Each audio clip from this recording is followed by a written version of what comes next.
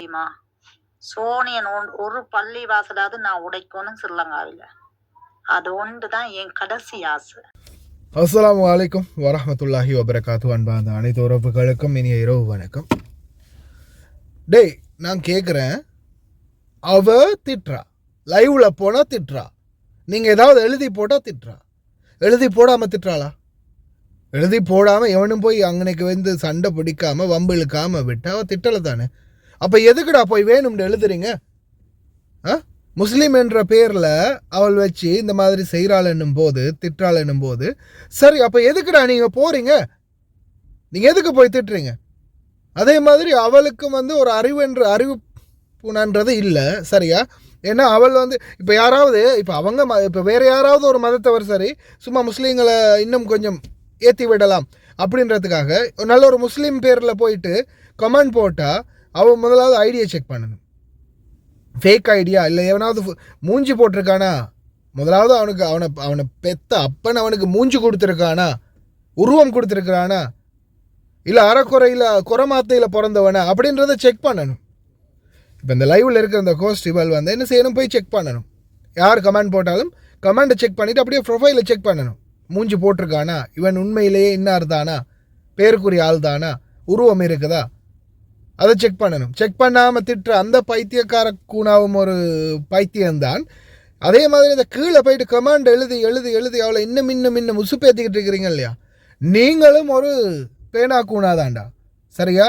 நீங்கள் யாரெல்லாம் போயிட்டு கமெண்ட் பண்ணுறீங்களோ நீங்களும் சேர்ந்து அவளை வந்து ஏற்றி விடுறீங்க. நீங்கள் தான் அவளுக்கு உறுதுணையாக இருக்கிறீங்க. முஸ்லீமையும் இஸ்லாம் மதத்தையும் கேவலப்படுத்துறதுக்கு அப்படின்றத ஒவ்வொரு முஸ்லீம்களும் ஒவ்வொரு சோனவனும் ஞாபகம் வச்சுக்கோங்க. அவ்வளோதான் சொல்ல முடியும். ஏன்னா இவங்க போய் எழுதுறதால தானே கமெண்ட் எழுதுறதால தானே அவள் கிடந்து பைத்தியக்காரி மாதிரி கத்துறாள். சரி, ஏன் எழுதுறீங்க கமெண்ட்? ஏன் அவளோட லைவுக்கு போகிறீங்க? இப்போ நாய் கடிச்சிருச்சேன்னா நாயை போய் நாம் மாறி கடிக்கிறதுல அதுக்குரிய ட்ரீட்மெண்ட்டை தான் பண்ணுவோம். என்ன செய்யணுமோ அதை மட்டும்தான் நம்ம செய்வோம். போயிட்டு நாய் கடிச்சிருந்துட்டு இருந்துக்கா நாயை போய் நம்ம மாதிரி கடிப்போமா? இல்லையே. அப்போ அது மாதிரி நீங்களும் பார்த்து நடந்து கொள்ளுங்கள். அவ்வளோதான் என்னால் சொல்ல முடியும். அடுத்தது இந்த கமெண்ட் அடியே நீ இந்த கமெண்ட்டை பார்க்கும்போது கமெண்டோட சேர்த்து அந்த ப்ரொஃபைலையும் செக் பண்ணி பார்த்துட்டு அதுக்கு பிறகு திட்டு. உண்மையிலேயே இப்படி ஒருத்தன் வந்து ஏசுறானா இல்லையான்றதை. தலைகலண்ட கேஸுகளால் பெரிய தொல்லப்பா. வரலாறு அவங்களுக்கு வரலாறு என்ன தெரியுமா? கத்தரிக்கோள் அருக வரலாறு மட்டும்தான் இருக்கணும். கத்தரிக்கோளுக்கு தான் வரலாறு இருக்கு, ஒருத்தனை சுண்ணியை அறுத்ததுக்கு. உங்களுக்கு இல்ல. உசுப்புண்டமன் மாதிரி டைப் பண்றான், வரலாறு இருக்கான். என்ன உலகம் ஐயா இது, கேட்காதெல்லாம் கேட்கலாம். இவளுக்கு அறிவு யா, எனக்கு அறிவுதான். 4ஆம் நம்பர் நினைச்சதை செய்யும், பிடிச்சதை நடத்தும். நம்பர் 4 யாராலையும் அசைக்க முடியாது.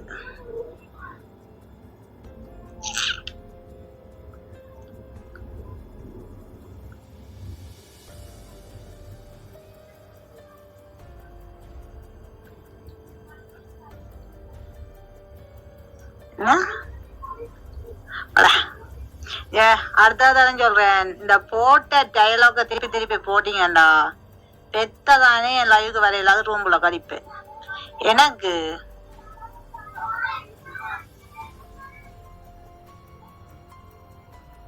பாவத்தை நீயே தேடிக் கொள்கிறாய்.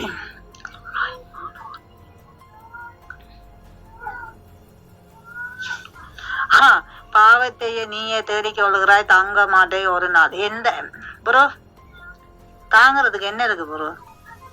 என்னத்தை தாங்கணும்? நாங்க பார்க்காத என்ன ப்ரோ? நாங்க சிலோன்ல பார்க்காத ஒரு சம்பவம் என்னன்னு சொல்லுங்க. கஞ்சிய குடிக்கலையா? தின்றதுக்கே சாப்பாடு இல்லாம நாங்க அலமோத இல்லையா? எவ்வளவு கொடுமையில நாங்க வாழ்ந்தோம். அதை விட ஒரு வரலாறு எங்களுக்கு என்ன தேவை?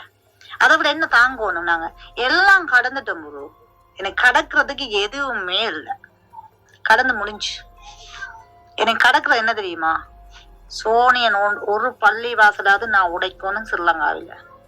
அது ஒன்றுதான் என் கடைசி ஆசை. ஏன் சொல்ல பாப்பேன்?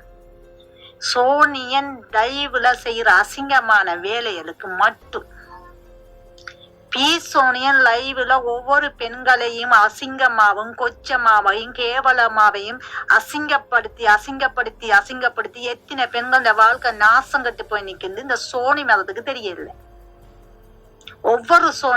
ஒவ்வொரு பீசோனியன் செய்யற வேலைக்கும் ஸ்ரீலங்காவுல கொழும்புல இருக்க பெரிய பள்ளிவாசல் பப்ளிக் சிட்டிக்கு பாத்ரூம் கட்டப்படும், இல்லாவிட்டால் பிச்சைக்காரருக்கு மண்டபம் கட்டப்படும் நித்திர கொள்றதுக்கு நிம்மதியா.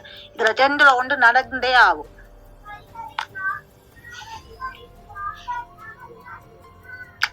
இதுதான் நாங்க. புரியுதா?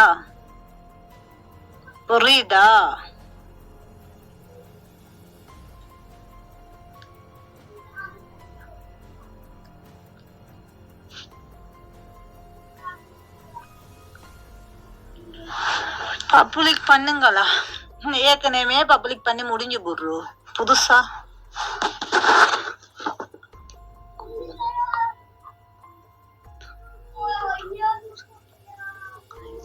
நான் பப்ளிக் பாத்திரம் கட்டுறதுக்கும் எங்க அம்மா 10 புருஷனுங்க இருக்கிறதுக்கு என்னடா சம்மதம்? சஜ்ஜல எங்க அம்மா அப்படி ஒரு 10 புருஷன் எடுத்திருந்தா கூட எனக்கு சொல்ல மாட்டா. எங்கட இந்து மத கோயிலுக்கும் அம்மாவுக்கும் வீட்டுக்கு நடக்கிற சம்பவத்துக்குள்ள 4 சுவத்துக்கும் தான் தெரியும். எனக்கும் தெரியாது, உனக்கும் தெரியாது. என் மகனை அப்பனத்தான் நான் என் கண்ணால பார்த்த காலத்துல இருந்து எங்க அப்பாவோட மட்டும் தான் இருந்தா. அப்பா செத்தாரு, அம்மா கோயில் கட்டினா. அப்ப அம்மா 10 புருஷன் எடுக்கணும் இல்ல 100 புருஷன் எடுக்கணும் என்றது எனக்கு அது அப்பாற்பட்ட விஷயம். அப்படி ஒரு காலம் அம்மா இருந்திருந்தா அது அம்மாவோட பேசினால் அதுக்கு நான் போக மாட்டேன். இது ஏன் பேசினேன்? இப்ப நான் இருக்கிறது ஏன் பேசினேன் மாதிரி அவங்களுக்கு ஒரு பேசினல் இருக்கு. அந்த பேசினெல்லாம் நான் தோண்ட மாட்டேன். புரியுதா? ஏன்னா எனக்கு தெரிஞ்ச அளவுக்கு என் அப்பா தான் இருந்தாரு. அப்பா செத்த கையோட எங்க அம்மா கோயில் கட்டினா கோயில் ஆக்களுக்கு கொடுத்தா நாங்க வெளியாடிட்டோம். அது எங்களுக்கு தெரியாது. ஒரு கோயில் கட்டி விட்டோம். இதுல என்ன இருக்கு சொல்லுங்களேன்.